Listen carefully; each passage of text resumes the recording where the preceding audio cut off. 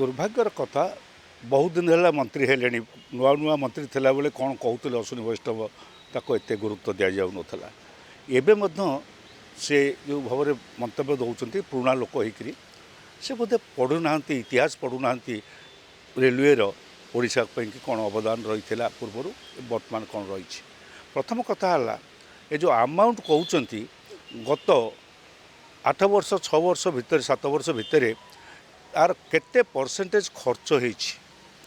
10,000 कोटी टंका देले 12,000 ये जहाँ मागुले ताठू अधिक भी दे देउछंती बड़ बजेट कर दौरान किंतु जो वर्ष शेष में देखा जाउची आर 67% 61% यही खर्च हो बर्तमान स्थिति है एवं तापर दोष दिखाऊँ कौन ना राज्य सरकार हमको दौना जमी अधिग्रहण करा जाई पारुना कौ नुआ ये योजना टीए स्कीम टीए आंक समय होती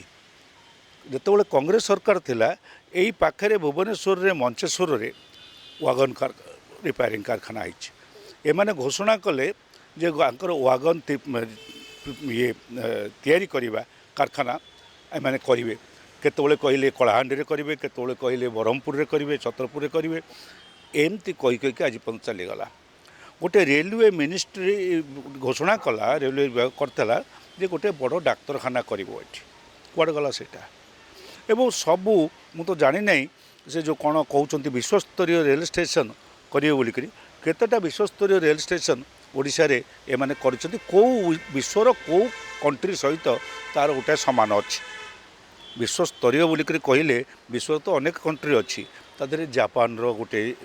दबा जापान रेल स्टेशन सहित आमर अमुक रेल स्टेशन या भितर ठीक हो जाए ये कथा गुड़ाक अश्विनी वैष्णव कहतु एवं तांकर